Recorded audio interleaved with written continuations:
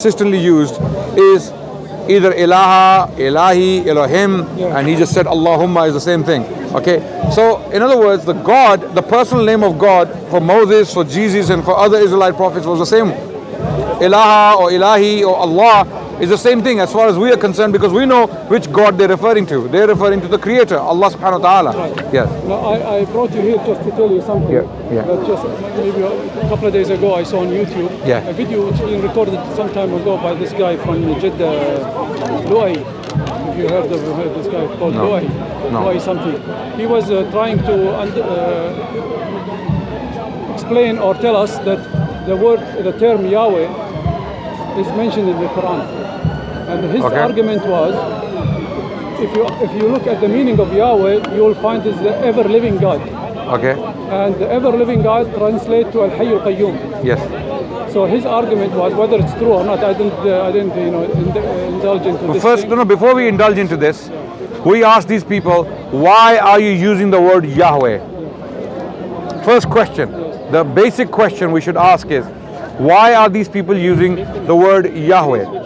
Yahweh, if anything, as they claim, is Hebrew.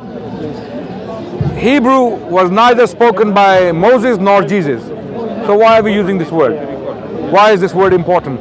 This is a question no one asks them. We need to ask them, why are you using the word Yahweh against us? That, oh, Muhammad never used the word Yahweh, therefore he can't be a true prophet.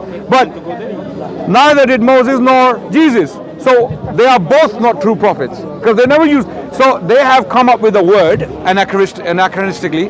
This is what we call anachronism. They make up ideas or make up names and words, and they expect every prophet to say the words like they do. Okay, and they impose these words, or they project these words backwards to those prophets as well, as if Jesus used the word Yahweh. There is no evidence whatsoever. Even the New Testament never refer to it. They say before Abraham was I am. For example, in the Gospel of John, they claim. Has the term Yahweh been referenced ever in the New not Testament? to my knowledge. Not to my knowledge. If the New Testament is supposed to be the only reference they use is before Abraham was I am. So I am, basically they're saying, is Yahweh. Okay, but the Gospel of John was written in Greek. Jesus never spoke the Greek language. We don't know what word he used in his own language. We have no idea. The author of the Gospel of John, or the copier, decided to use that word I am, ego I me, right? I am 1,000,000% sure Jesus didn't use ego I me. There's no evidence that he spoke Greek. So if that's the case, then you cannot attribute those words to Jesus Christ. He spoke Aramaic. If he did, then any word he is likely to have used for God is ilahi, according to the New Testament, which is very close to the word Allah or Allahumma or Elohim. Anyone with two brain cells can see the similarity. Allahumma, Elohim, Ilahi, Ilaha, they all come from the same root word. This is what we're trying to explain to these people, that Yahweh is not a point in your favor. Rather, it goes against you, because we have no idea what language Moses spoke. They think it was Hebrew. No, there's no evidence. We don't even know if Hebrew language existed in the 13th, 14th century BC, in the Middle Old Kingdom, during the Egyptian period. We have no evidence that the Hebrew language actually existed as it exists today. We have no evidence. The Arabic language is a living language because of the Quran. Okay, Quran was delivered to Prophet Muhammad. Okay, that language the Arabs spoke at the time of the Prophet of Islam is exactly the same language people speak today in universities, institutions, what we call the Fusah, the classical Arabic. It hasn't changed. I'm not talking about the street language the Arabs speak in Egypt and Saudi Arabia and Yemen and other places. I'm talking about the classical language. It's still a living language. Hebrew is not. Actually, believe it or not, Hebrew language was resurrected using the Arabic model in Al-Andalus, in Spain, when the Jewish rabbis were facing this task of somehow resurrecting the Hebrew language. They used the Arabic grammar to resurrect the Hebrew language. So what you know today, the Yiddish version of the Hebrew language, or the Yiddish dialect, it was actually originally resurrected in Spain, in Al-Andalus, during the Muslim period, using the Arabic model. And this is well acknowledged by the Jewish scholars themselves.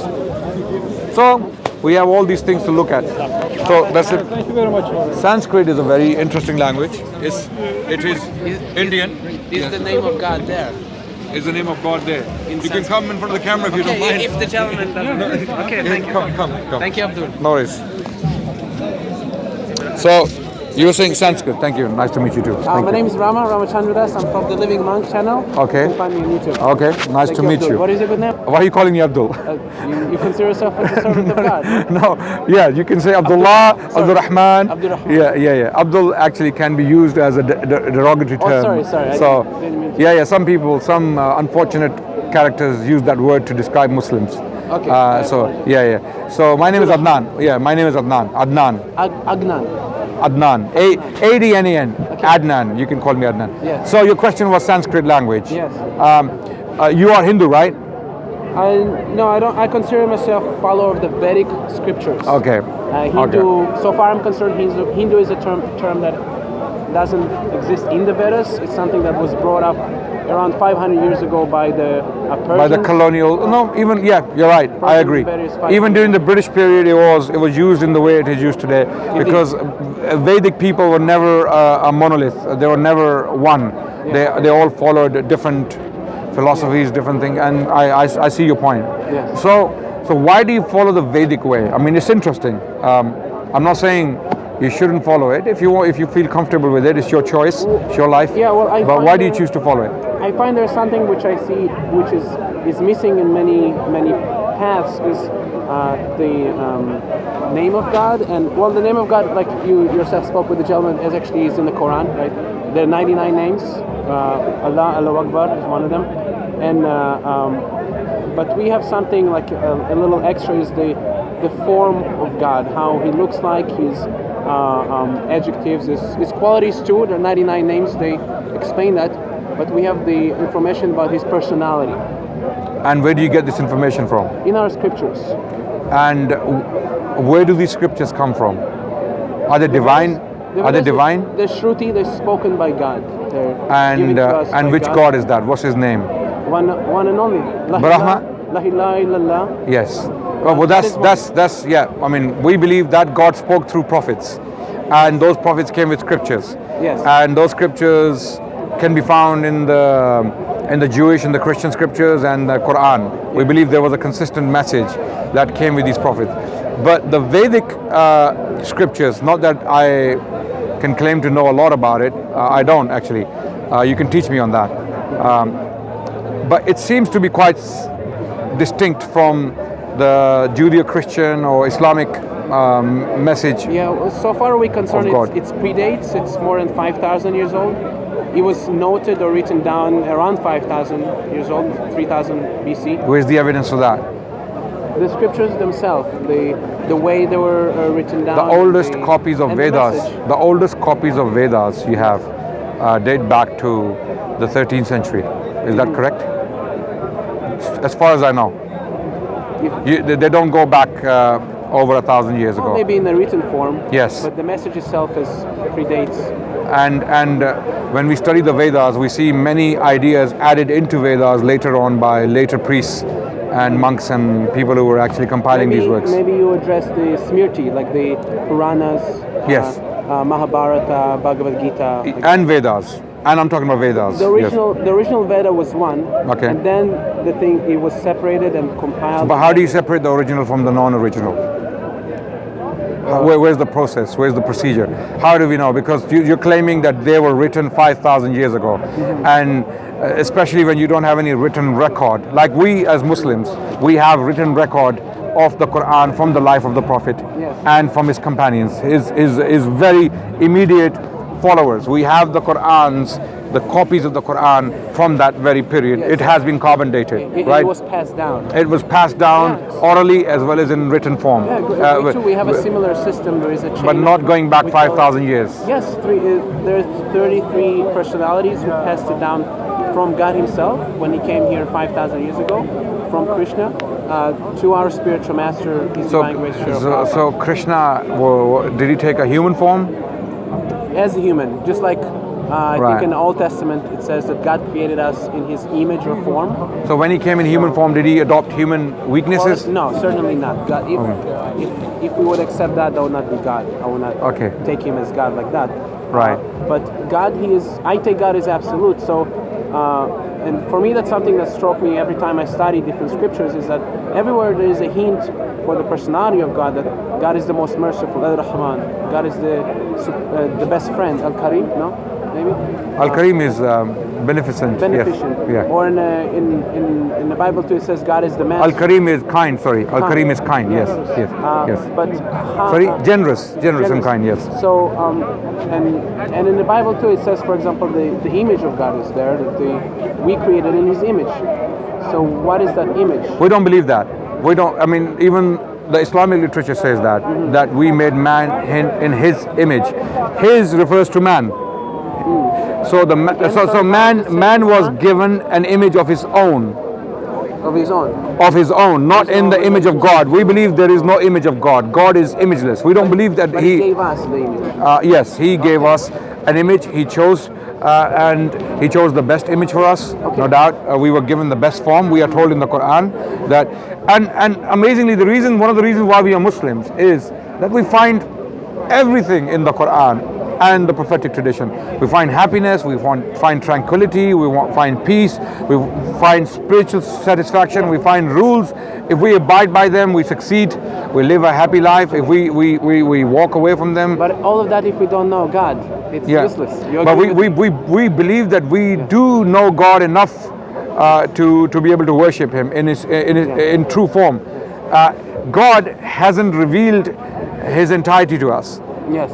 We do not have the ability to encompass complete knowledge of God.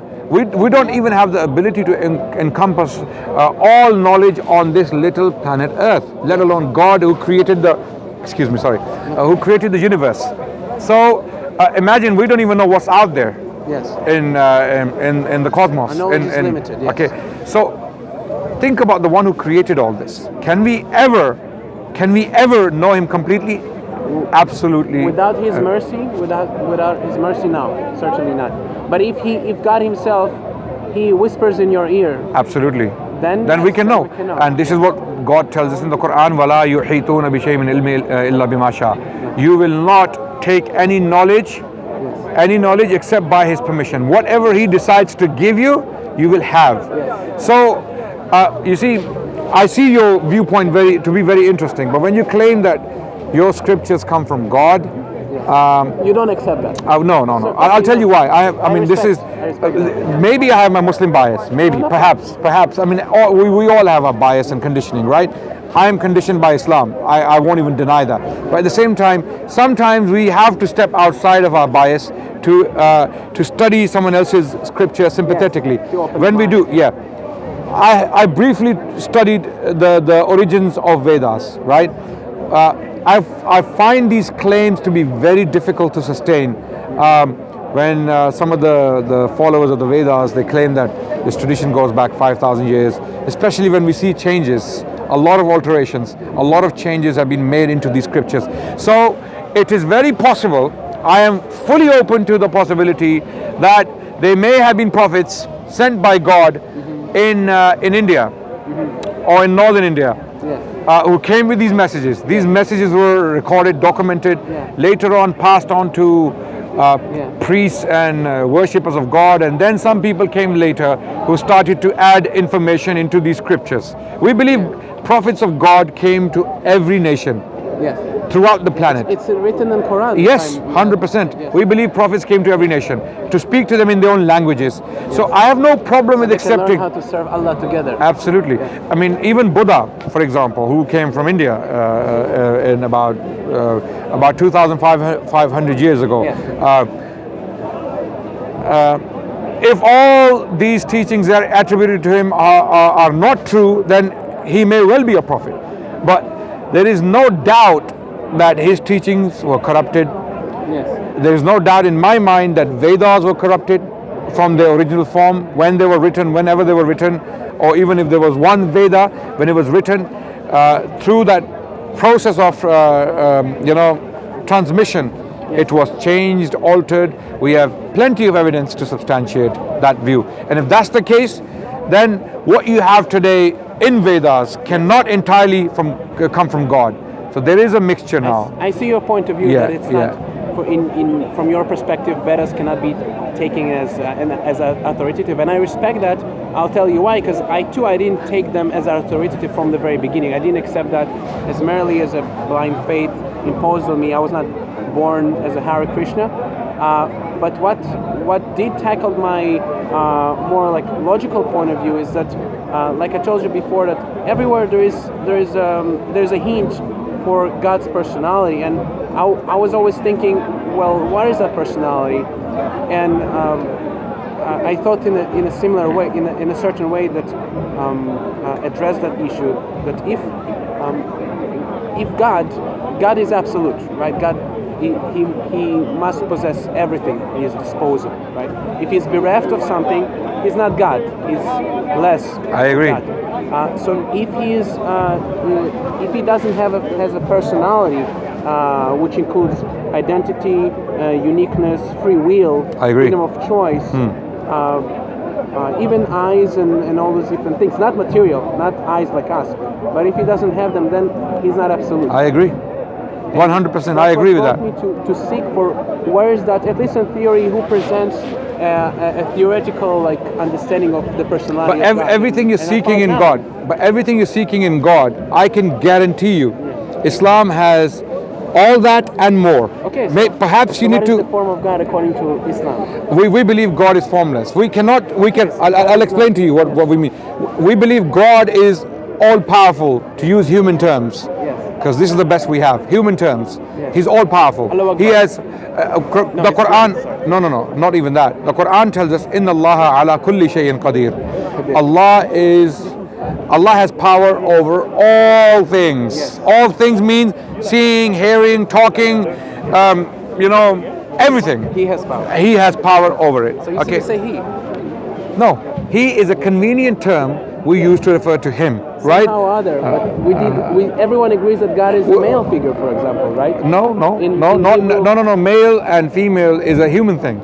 Yes. We believe we do not impose human weaknesses, human limitations to God. Where genders are coming from? Where is the? This is male purely female human. coming from? This is purely human, linguistic. These are semantics. Where language is coming from? Languages are taught by God. Exactly. Yes, absolutely. But if God doesn't speak, but he makes language. No, you see my point? How God does he? gives us something, but he doesn't have that. Then what kind of God? I agree.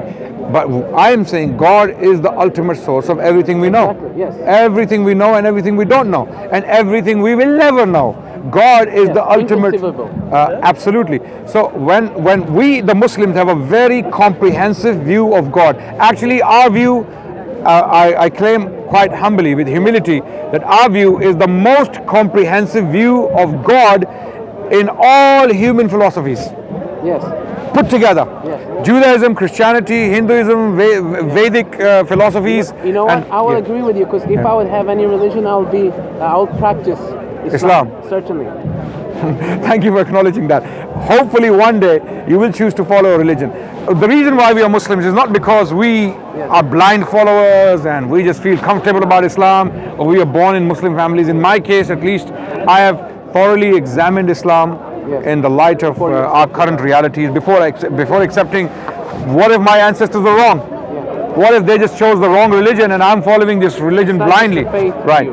It's not just the faith for me. I have studied Christianity, Judaism, I've briefly looked at Hinduism and Buddhism as well, and I find Islam to be most satisfying intellectually. Spiritually, it's very satisfying. When you practice it, it bears fruit. I can see fruits in my own family, my own close friends. When they practice Islam, they blossom in ways that cannot be described in words. So I believe.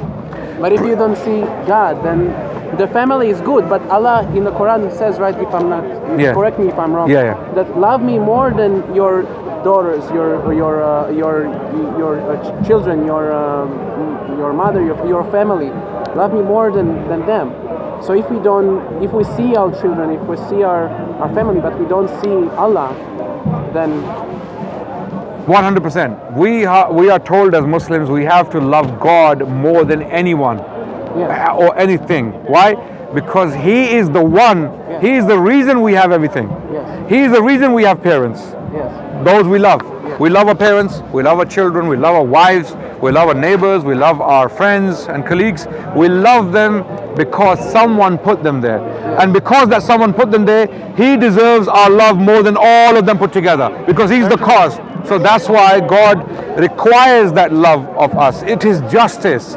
It is nothing but justice to love your Creator more than anything and anyone. Interested in seeing Him and knowing? Absolutely. We have been told that when we die, there is another life after this this life.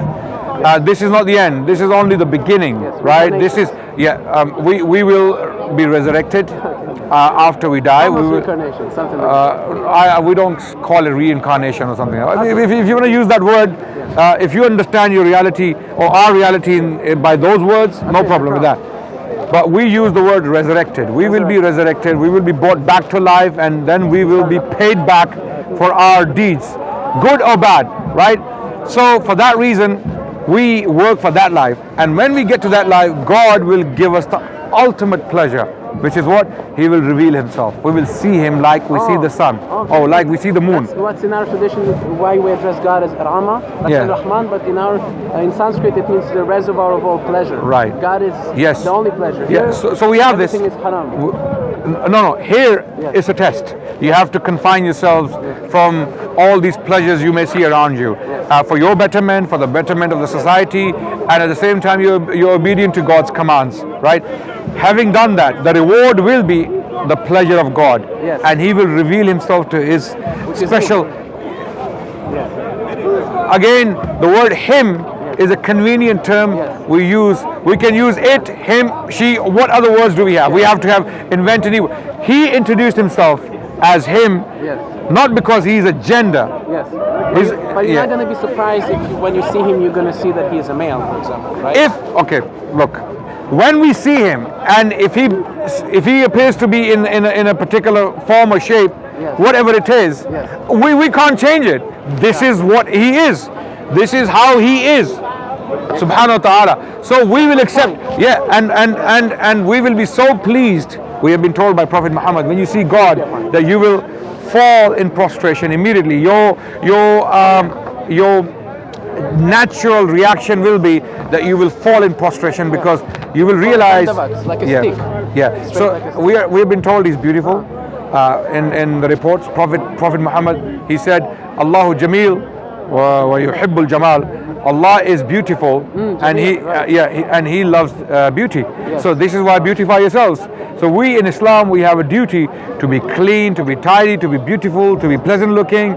We can't be scruffy, dirty, smelly. We can't, because we have been told to look beautiful, because your God is beautiful and He likes beauty, and He rewards you for beauty. This is why when you go on the day of Eid, you see all these Muslims come out with nice clothes, nice, lavishly dressed. Very attractive. Yeah. And God is attractive too. Absolutely. That's why we address God as Krishna. Krishna means all attractive. Okay. But again, coming to the. That's what attracted me. That's what you asked. So the form of God. Yeah. But as a sincere believer, you would like to worship God in the form He wants you to worship Him, right? Yes. And for that you need the pure message of God, right? Yes. Okay. And Vedas, what you're following now, I can tell you, and you can go and do your own research, are not pure. They have been added to, they have been altered, they have been corrupted beyond recognition. The only pure word of God we have on the planet today, a word that claims to be from God, is the Quran. So where is the form of God there? The form is completely hidden from us. We don't know. We have no idea, and He has deliberately hidden His form, because He tells us that the true believers are the ones who believe in the unseen. Yes. Okay?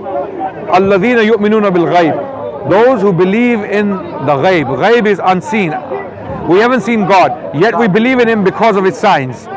He has signs all over us, in your face. God's signs are all over us. We see Him everywhere, but we don't see Him. Yes. You see, so this is why Someone's been disturbed. So this is why we believe Quran to be the most comprehensive description, indicator of God. And I invite you to study it. I invite you to study the Quran. Yes. Sit down seriously, put aside your conditioning for a few moments, Yes. and start reading through it with a blank mind, and see if it's true. Yes. Then what? Well, If it's a true way to God, I your found creator. that I was missing the form of God, and I tested it too. Like there are different arguments that that particular identification of God in the Vedas or the Bible or so many other books are not correct. But if you do take to a particular, like speaking like now, if you put all the scriptures on a scale and you look for the form of God, it's not there.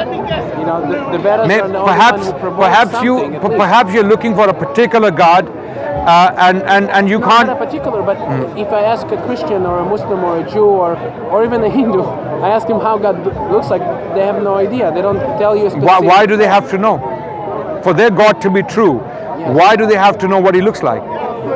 If you haven't seen your father, if you haven't seen your father, if you've never met your father, Yes. and we know you have a father, Yes. does that mean your father is not your father? No, it doesn't mean that. But Thank I you. would like to know, So and I would like to see him. if you want to see him, you have to be patient. You can't, you can't be like a child who goes to a sweet shop and he starts crying that I want all those sweets and I want them now. Yes. And the parents are saying, no, they're not good for you yet. Yes. Wait, grow up, Yes. get to that level where you can choose sweets, and then you can.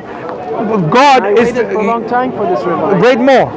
Wait more. Yes. Wait more and you will see God. Yes. If you really truly want to see God, you have to follow His way. What? And if you are following a way that's corrupted, that's man-made, or Yes. that has human interpolations, Yes. then you are putting your soul in danger. Exactly what I wanted to ask. Like, Yeah. if someone, let's say, claims he's seen God, Yeah. what will be an evidence for that you would accept that he has seen God? We Beside want. like scripture and things like that, like something that logically. How do we know he's seen God? Sorry. If someone saw God, Yes. how do we know that what he saw was God? Yes. How do we know? Well, that's what I ask you. We don't know. It's subjective. If I come tomorrow and I say I saw God, and God had 50 heads, He had 1,000 arms, and He looked like a beast, and that was God. Doesn't mean anything to me. Like Thank you. said, subjective. Thank you. If anyone, because there are Christians there, they come and tell us that they saw Jesus in a vision, and Jesus in a vision. They saw Jesus in a vision, and we asked them, how do you know that was Jesus? So anyone claiming to see to have seen God. Yes. Well, Jesus, let's say there is some sort of description, right, of Prophet Muhammad, peace be upon him. There's a description. So if you've seen him, you can address him according to that description. But how do we know which description is true? Exactly. Unless it is from God, from Himself.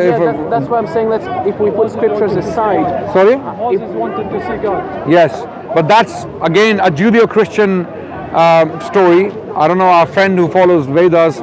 It's mentioned in the Quran. It's mentioned in the Bible, right? Of course.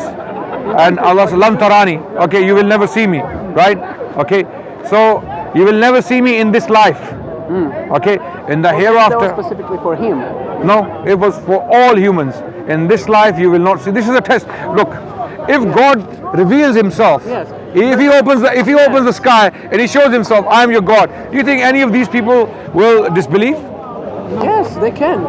God gave us something which He cannot take. He gave us free will. Yes. He's not like a dictator. But the Quran says the same thing actually. That Otherwise, even if God was to reveal Himself, there will be some who will say we haven't seen God. Oh, you we don't see? believe. Oh, Yes, inshallah. yes. So The nice. Quran says that. The Quran says that I can actually. feel that. I Yeah, can feel that. I just remembered. So the point is, there are reasons why God has But given are there us symptoms that Yeah. we can recognize someone who's seen God? Not by what he says or what he speaks. But why do you have to see God? Have you seen God? Have you seen God? If I tell you yes, you will believe me? But have you So seen why do you ask? No, Because if you would say yes, then we would ask you the evidence in that sense. Have you seen God? Me or anyone is besides the point. But I'm trying to promote evidence. But how? For me, the evidence. Let's say you have seen God. Okay. But how do you know what you saw was actually your God, your Creator? By the symptoms, I would say. Who defines the symptoms? Who defines the symptoms? Wait. Who will define the symptoms? Are these symptoms your own concoction, your own thinking? Well, you mentioned yourself like corruption. That there are many times people that profess to know God or to love God, but they corrupt. No. When you say this is God and you know by symptoms or qualities or characteristics, who defines those characteristics? Not of God, but someone who is godly. Let's say. How do we know who's godly? How do we know who's I godly? think that's a very good point. You know what he's asking you, mate? Yes. Just to clarify, yeah? He's asking you, if you're saying, let's assume you said you saw God, yeah? Okay. Who defines those properties that you're taking as that he's God? And how do you know those properties are the true properties? They could be wrong. You could have adopted wrong properties of God and you end up with the wrong God. And you might see a demon or a jinn or something like that or some spirit. I think there's a common line of dignity and purity in all religions that we all can agree on. You know, like for example, like the Ten Commandments. I think. No, but our agreements are not necessarily the criteria to judge God. These are some very deep, important questions. Not God, but ourselves, our Yes. own dignity. No, but when we say we have seen God, how do we know we saw God? By our own purity, if God purified us. Okay, let's say you think you're pure, but what if you are not really pure? First of all, I have to say I'm not pure. No, I'm not saying you are saying Yes. that. I'm saying you're saying some people, when they become pure, they have the These ability godly to. But what if these qualities are actually not godly? They have nothing to do with God. Oh, yeah, we have to agree on. There's a Buddhist monk sitting in a cave for 30 years. Yes. Or there's a Muslim imam, Yes. who is very pure, godly. Yes. How do we know he's godly? If he's wrong, if he's following the wrong path, Yeah, we should agree on some of these qualities. Like I say, lust and greed, for example. No adultery, not even in the mind, or no corruption, no greed. we So believe someone who is seeing God, he is pure from the right. we believe it's humanly impossible to be completely pure. To imagine what God is. That's why.